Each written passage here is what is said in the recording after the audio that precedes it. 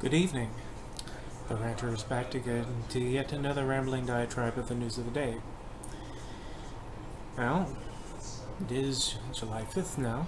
It was July 4th. Happy 4th for those who were celebrating. I know not everybody is this time around for their own particular reasons. And we're not going to go into that right now, for that is not the point of this video.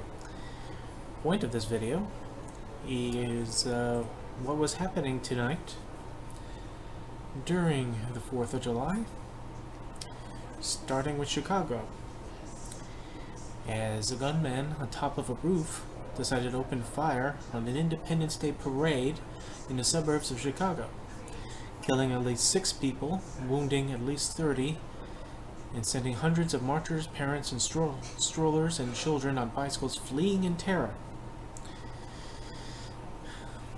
The police did hours-long manhunt where they found a person of interest, and after looking for this adorable-looking person, they managed to apprehend him and arrest him.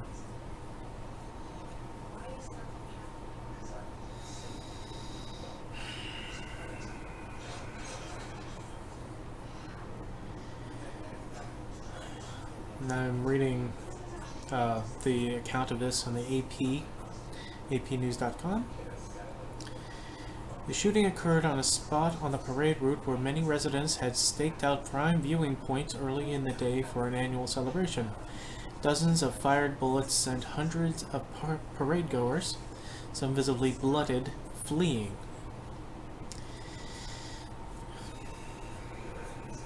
They left a trail of abandoned items that showed everyday life suddenly violently disrupted.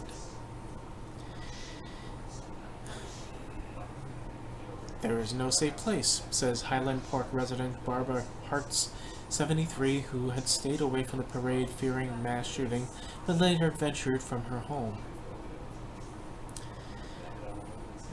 Highland Park Police Chief Lou Jogman, or Yogman, depending on how it's pronounced, said a police officer pulled over the person of interest, Robert E. Cremo III, about 5 miles north of the shooting scene, several hours after the police released the man's photo and an image of his silver Honda, and warned the public he was likely armed and dangerous.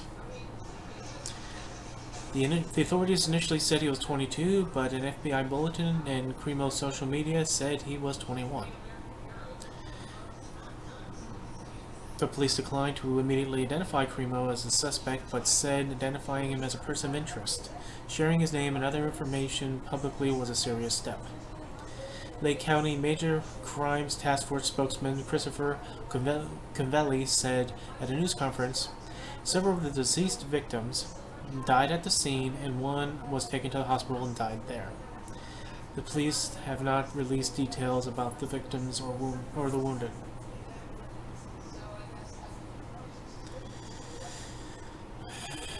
Sorry guys, I'm sort of taking this all in. North Shore University Health Center received 26 patients after an attack. All but one had gunshot wounds, said Dr. Brigham Temple, medical director of the emergency preparedness. Their ages ranged from 8 to 85. And Temple estimated that 4 or 5 patients were children.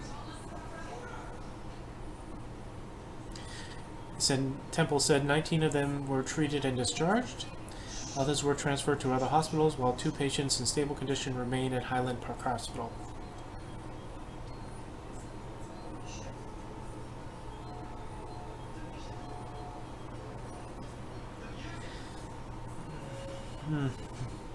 Highland Park Police Commander Chris O'Neill, the incident commander on the scene, said the gunman apparently used a high-powered rifle to fire from a spot atop a commercial building where he was very difficult to see. He said the rifle was recovered at the scene. The police also found the ladder attached to the building. Very random, very intentional, and a very sad day, says Convelli.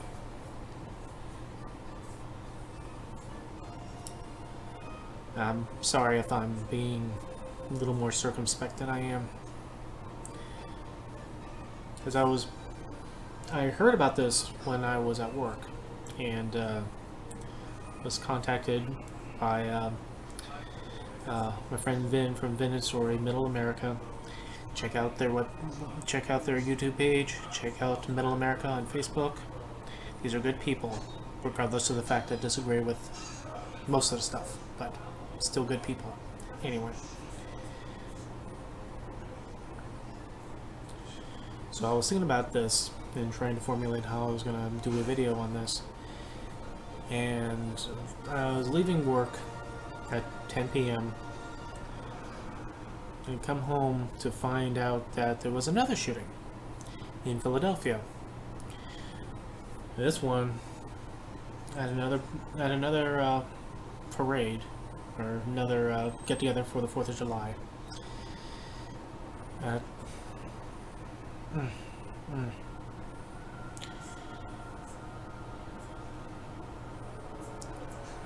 This one had the whole crowd scatter, leaving the festivities.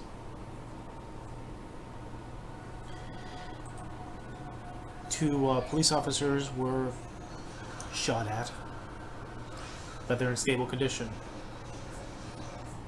This happened near the Benjamin Franklin Parkway. Once the shooting started to occur, the police was trying to get people out of the scene as safely as possible, to make sure people who had lost contact with loved ones, to make sure that they rallied together on a location in front of the Free Library of Philadelphia, while everyone else was to avoid the area.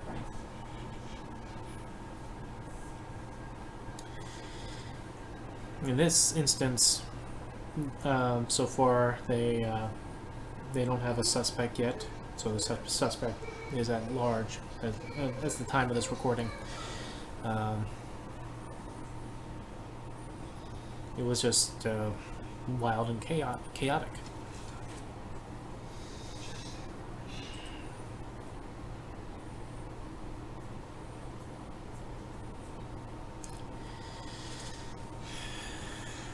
A friend of mine living down in Roanoke, Virginia, was going to celebrate the 4th with her kids when shots rang out down the road from her.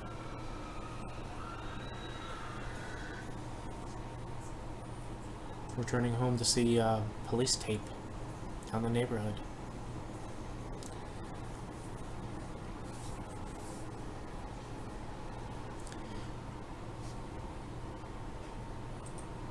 We constantly ask the question, what will it take? I did that the last time around when we had the school shooting.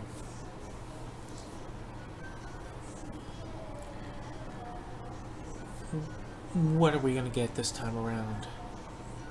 More of the same? Will we get anybody doing more than lip service?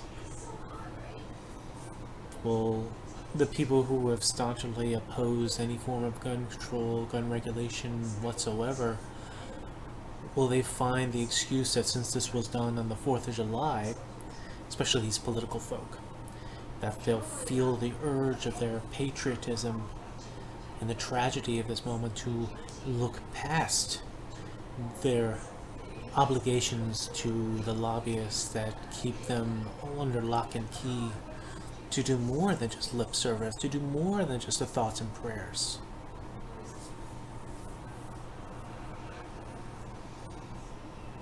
But I don't know. I don't know if we can really expect anything to be done. As much as we want things to be done, it's always this Pandora's box. And I mentioned that the last time around. We had this.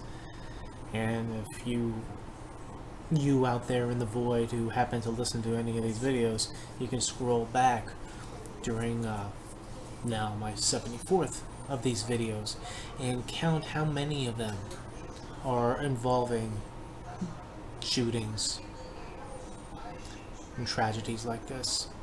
You can go back further if you know me and you know my Facebook, because I put the first thing I started doing these rants first in text form, and then started doing my videos off of Facebook before I even started on YouTube. There were plenty of there about such shootings.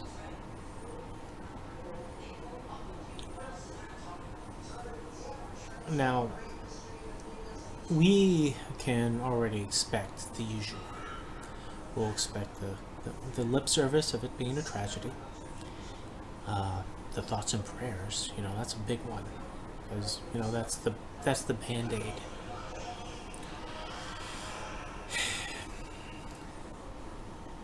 We'll hear rumblings about, going the back and forth, some certain one bill or another that could help on these matters that there won't be any support for whatsoever. And then we will resign ourselves to the next time it happens. Now, we are being told that it's not about guns. It's about, mental illness.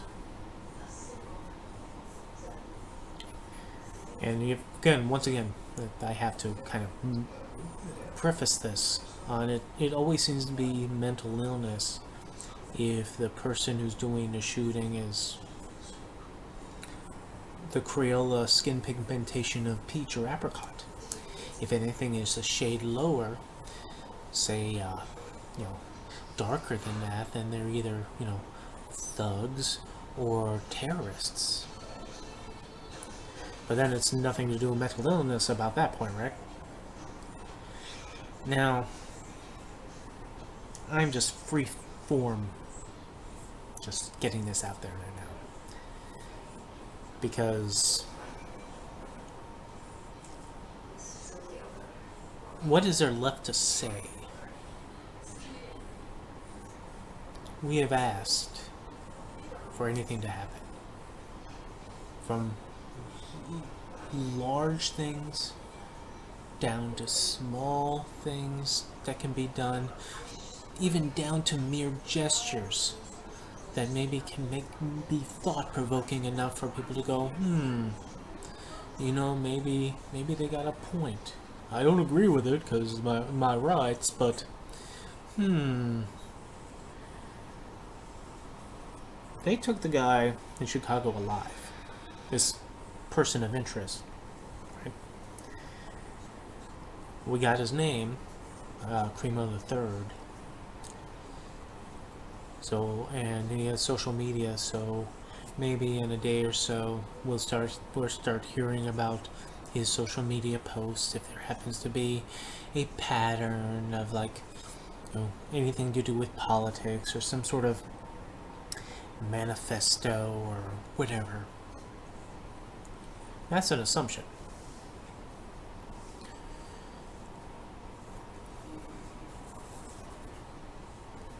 Be interesting if they found nothing. It'd be the first one in a while who just decided to shoot because he decided to shoot and not have some grand plan, or there being the last line against the invaders or whatever bullshit.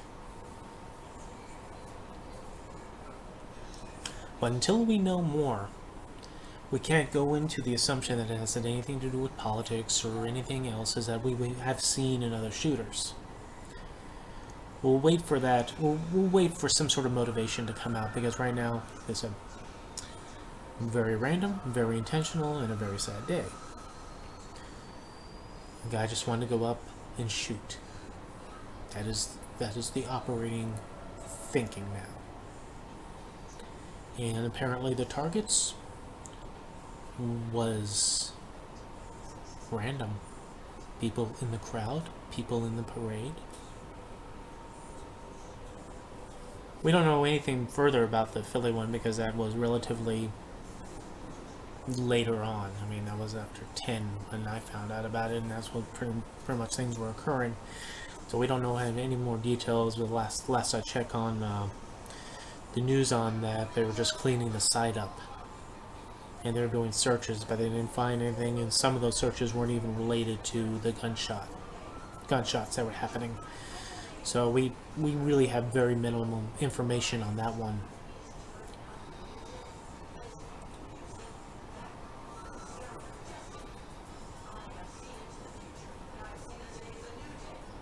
What are we doing? What is the thing that is happening that is generating this? Because if we're not going to go after the availability of guns, then let's go after what is motivating people to pick up that gun. And if it is some form of mental illness, shouldn't that be a factor for people to acquire guns? We have no information upon how Primo got his weapon. He's a person of interest, so we have to make the caveat of him being charged, or if it is the operator feeling that he's the guy, so therefore that was his rifle. But until they officially say that, we have to be like circumspect on it.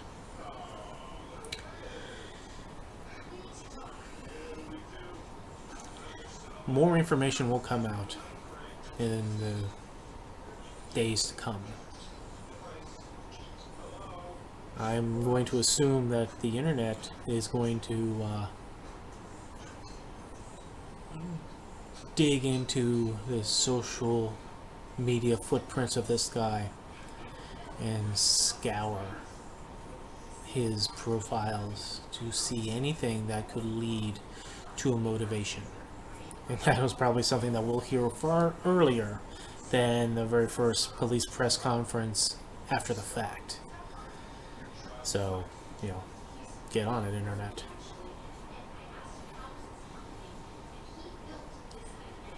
I made a mention last time around that during President Trump's administration, he rolled back an Obama-era regulation on the mentally ill having restricted access to acquiring a gun. He rolled that back, making it easier for those with such issues to purchase a gun.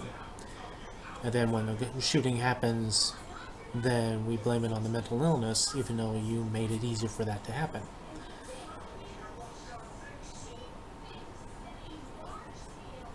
A number of these people, like Ramos, had red flags all over the place. Still was able to purchase it legally. He tried through his sister to acquire a gun illegally, and he failed. She wasn't going to buy it for him. So it's ironic that it was easier for him to go legally with all the red flags, all the social posts, the people that know him in his neighborhood, know him at the school, family members. And still, the guy making the shooting at the Tucson clinic purchased his guns hours before the shooting. I thought there was more of a wait period, but I guess not.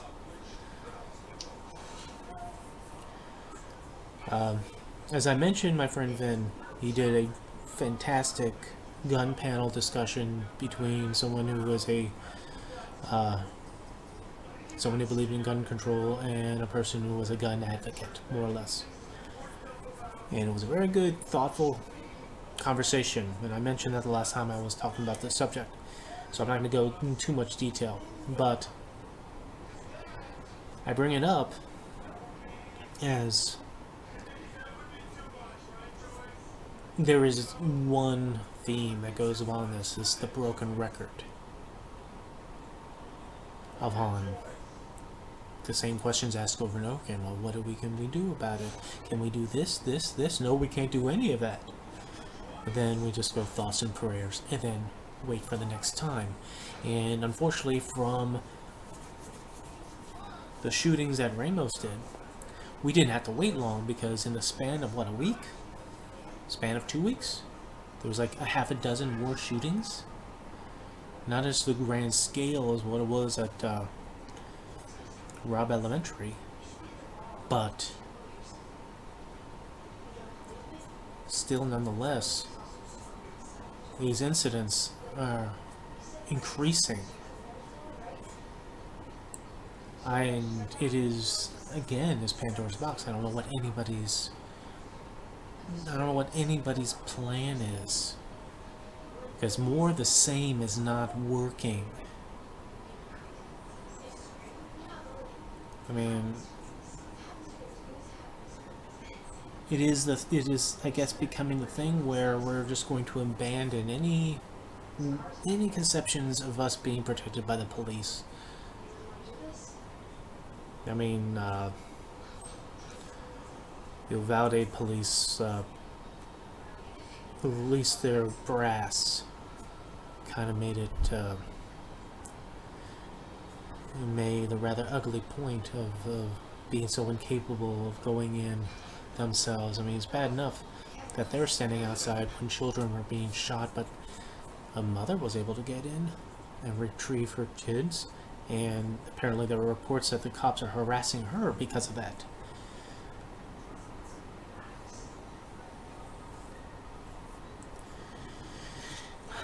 I don't know how long this is going to be, because really, what is there to say? I should just write down a piece of paper,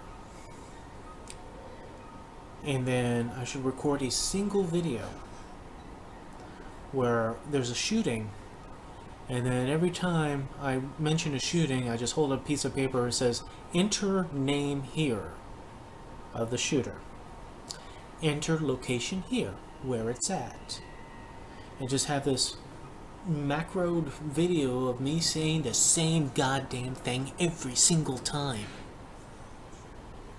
and just put the paper up each time, and for you to fill in the blanks of the name, the location, and how many victims.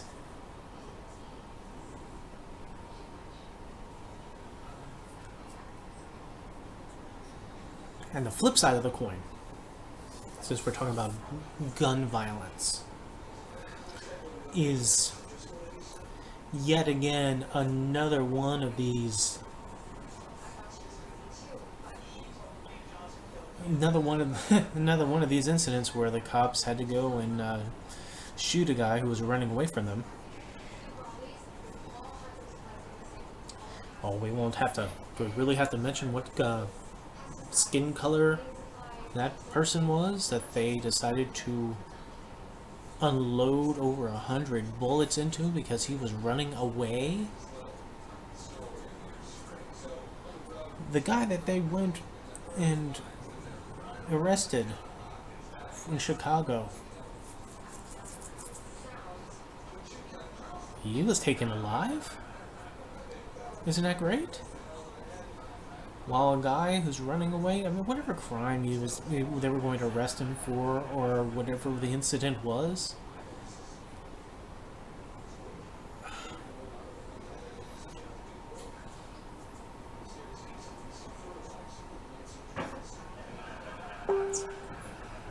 it's just, it is just astounding to me. The incident was actually involving 2 unarmed black people that the police shot. Cleveland cops shot at 2 unarmed black people 137 times. And only now. This is an event that happened beforehand. This is years ago, and it's only brought up now because consequences for them are happening now.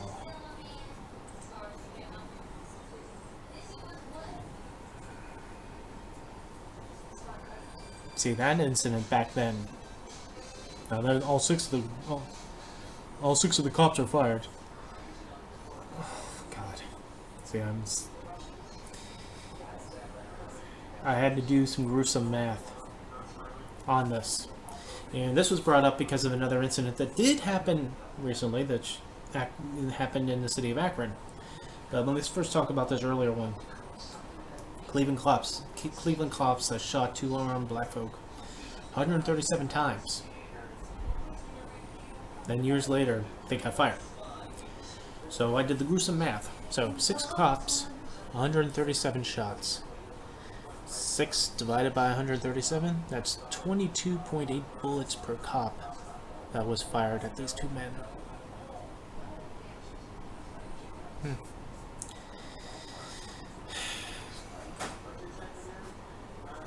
When we look at the city of Akron, they released the body cam.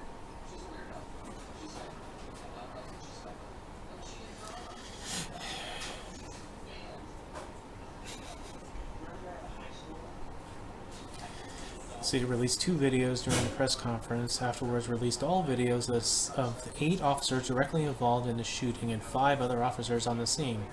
The city noted that its ordinance only requires release of 3 body cam videos within 7 days of the incident. Akron police said the incident started around 12:30 in the morning as a traffic violation. According to the police, the officers tried to stop the vehicle and the driver drove off, leading to pursuit. Akron said officers' body-worn cameras picked up what sounded like gunshots, and officers told dispatchers the subject fired a gunshot. Still images show the officer firing a taser at Walker as he ran, though it missed. The police narrated breakdown says Walker quickly turned towards the officers and they fired at him, killing him. Walker was unarmed when he was shot. Video shows numerous gunshots fired. Police released an image of a handgun they said was in Walker's vehicle.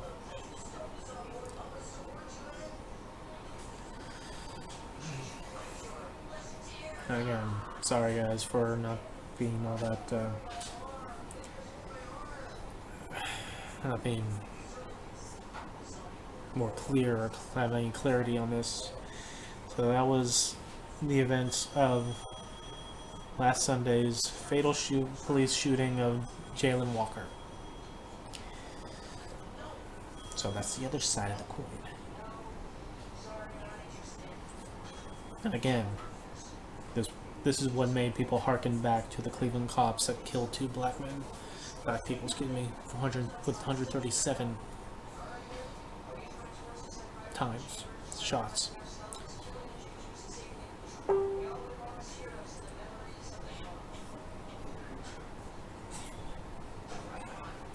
This is our norm. People, ask,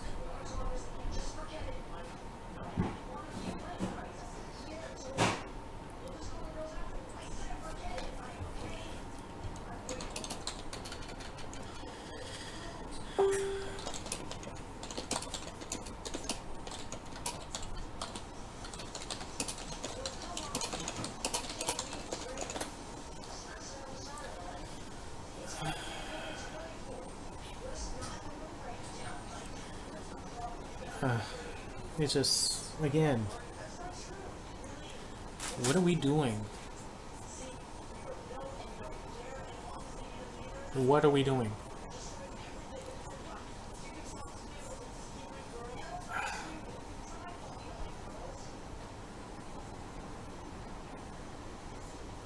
We're just going to watch the same parade of ineffectual actions. Posturing, getting on the record, all the sorrow and the sympathy and the reflection, and then we wait for the next time.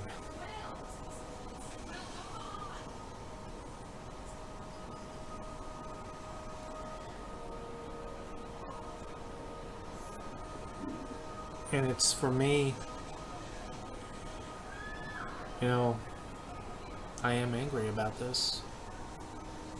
But as you can tell, I'm not ranting, angry.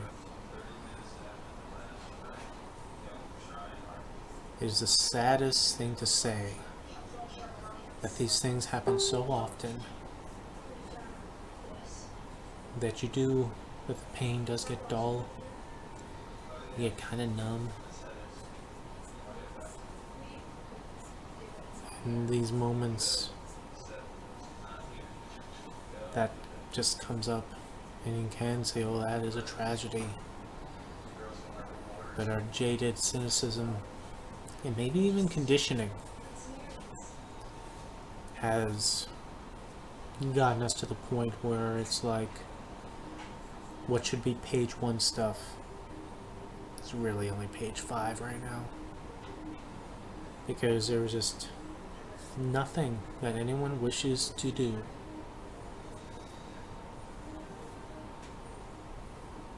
And that's, again, sad. And when people ask, when I mention any of this and people ask me, well, what do you want to do? They have every right to know, because I don't know what to do here. Simple answers in a country the way that we've made ourselves up, especially in our gun culture, has made simple answers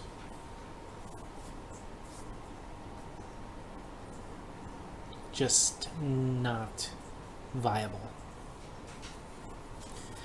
Other countries could have a massacre, and those countries could go, well, that's it.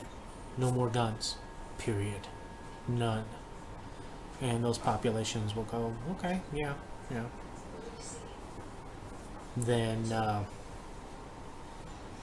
but the thing is that we have romanticized, we have canonized, we have venerated guns.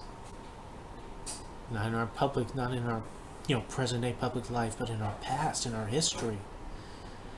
We've made it into our American mythology of not only the great rifle, the great musket, but the wielder of the rifle and musket who goes and help carve out the frontier in the wilderness for our people to come and settle on.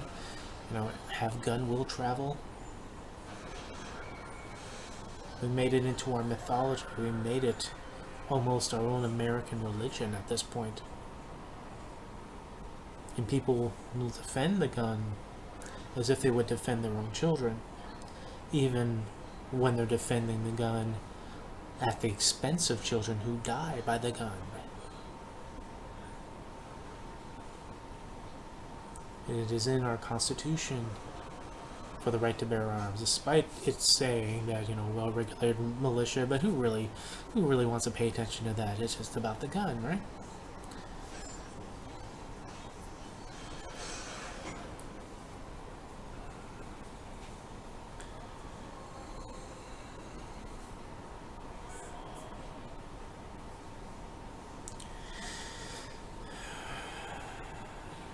I'm angry that it is dulled.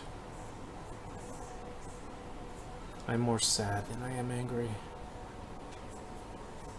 And as much as I'm sad for the incident that happened today, or yesterday, since it's now 1:29 in the morning, and happening on the 4th of July, I'm even more sad than I know. I know that it's going to happen again, and again, and again, and again. From the various incidents that happened between the last school shooting to these shootings tonight at events for the 4th of July, to shots being fired that is caught on camera, recorded in traffic between one car and another car, just shooting into the other car in traffic, to an asshole just shooting his gun at cars going by, hitting one child in the neck, 8 years old.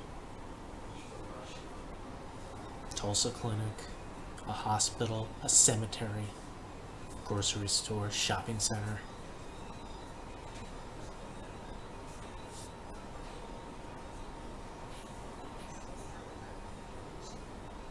This is our new normal. It's not even the new normal, it's just normal. And it's maybe part of the decline that I was going to discuss, because I was going to make a video involving our politics and how our deterioration, our degeneration is really sliding us into the decline. But this took precedent over that. That will be coming, but that will be coming later. Unfortunately, folks, the ranter rants because the urge to rant is rising.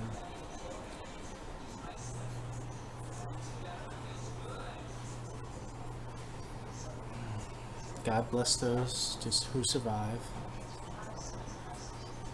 God bless those who have passed.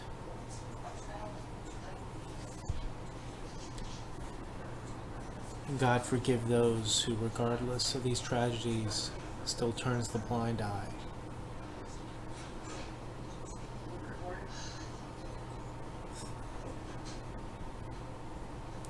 And goddamn the ones who perform these acts, who pull the trigger, who snuff out these lives, who injure these people, and gets to be arrested, gets to go to jail and be questioned. Oh, first differences as opposed to other people who get gunned down while not even armed at the time of them being gunned down.